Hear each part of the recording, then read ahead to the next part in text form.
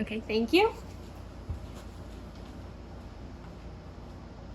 Let's talk about sex.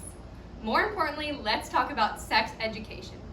Most of the time when people hear sex education, they think of an explanation of intercourse, plain and simple. But sex education is so much more than just another anatomy class. Proper sex education is important to everyone because it affects everyone, but unfortunately, not everyone has access to proper sex education courses.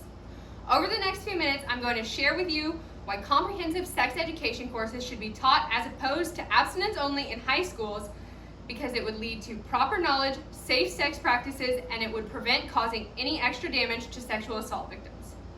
Almost everyone has sex, so it's important for everyone to be educated on the subject. Whether you have sex sooner rather than later, you still have sex, and everyone should know how to practice it safely. Comprehensive sex education courses teach many things, including abstinence, facts and myths about sex, sexually transmitted diseases and infections, safe sex practices, puberty, birth control, consent, and healthy relationships. It's important for everyone to have at least a basic understanding of sex education before becoming sexually active. This includes the risks of sex, like unplanned pregnancy, as well as the dangers of sexually transmitted diseases and infections. STDs and STIs are much more common and much more dangerous than people realize. If you look behind me, there is a sexually transmitted infection infographic made by the Center for Disease Control and Prevention. Americans ages 15 to 24 make up about 27% of the sexually active population, but that 27% accounts for 50% of the new STI cases each year. Here are some more scary STD facts that I didn't learn until I was in college. According to the American Sexual Health Association, 1 out of every 2 people that are sexually active will contract an STD before the time they're 25. Syphilis, which is a fatal STD if left untreated, can be transmitted by something as simple as sharing a drink. Some STDs can lie dormant without any symptoms for months to even years. To make it worse, if you don't catch them in time, you can lose fertility. Undiagnosed STIs cause 24,000 women each year to become infertile in the United States. The more I learned about STDs in my microbiology class in college, the more I felt the public school system had failed me.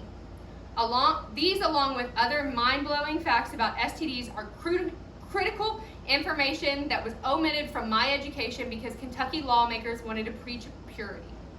By not allowing students access to proper sex education, school systems put their students as well as society at a higher risk for contracting and spreading diseases. Another issue that happens when schools teach abstinence exclusively is they run the risk of triggering sexual assault victims. I attended a high school that only taught abstinence. When I was a freshman, I was sexually assaulted in October. 3 months later in January, I had to sit through a health class where the teacher lectured us over the importance of abstinence and waiting until marriage to become sexually active. He told us the only way to remain STD-free, pure, and to not get pregnant was to not have sex at all. Not only did this bring up traumatizing memories for me, it also made me feel guilty for a decision that I didn't have the choice to make. I know I'm not the only person that has been in this situation or one similar. According to the CDC, 1 in every 4 girls, along with 1 in every 6 guys, will be sexually assaulted before the time they're 18. Some of you may oppose my proposal because you think teaching abstinence only is better because it doesn't encourage students the idea of having sex. Let me start off by saying that just because somebody explains sex to students does not mean it will encourage them to do so. If I explained to you how to jump off a bridge, would you be encouraged to do it? Secondly, sex education courses include teaching abstinence. So for those students who do want to wait, they will still feel represented. Sex education courses along with abstinence teach about contraceptives, risks, facts, consent, and more. So those who do choose to have sex sooner will be better informed. According to the Guttermont Institute, as of 2020, there are still 11 states that by law can only teach abstinence in their health classes. As of 2019, the Department of Health and Human Services, Office of Population Affairs, ranked New Mexico and West Virginia as 2 and 4 for highest teen birth rates in the United States. Both New Mexico and West Virginia were 2 of the 11 states that only teach abstinence. Mississippi was ranked number 1, while Texas was ranked number 3. Both Mississippi and Texas we're 2 states that do not have any type of sexual education. The bottom line is that teenagers are going to do what they want. If they want to have sex, they will. So it's better that we give them the proper knowledge so they can be better prepared when they choose to do so. If you did choose to jump off a bridge, wouldn't you rather have a parachute with instructions on how to open it so you could land safely than to just blindly jump off because you were never told better? You may be asking how is it possible to provide sex education classes to all high school students? Let's talk about that. According to the Guttermount Institute, 44 out of 50 states require high school students to take a health and physical education course before graduating.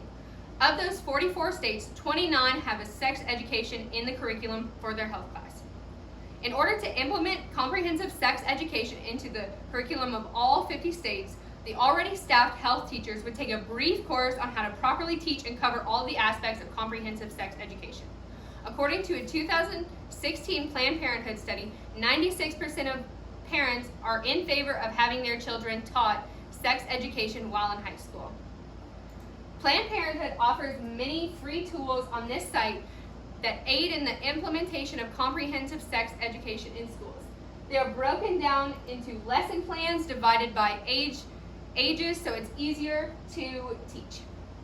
In conclusion, it's better to teach teenagers safe sex than to not teach them at all because they are most likely going to do it at one point. And when they do so, it's important for them to know what they're getting into before they start doing it. I believe it is more beneficial to our youth and society as a whole to teach comprehensive sex education as opposed to abstinence only in high schools because comprehensive sex education courses teach abstinence as well as so many other things.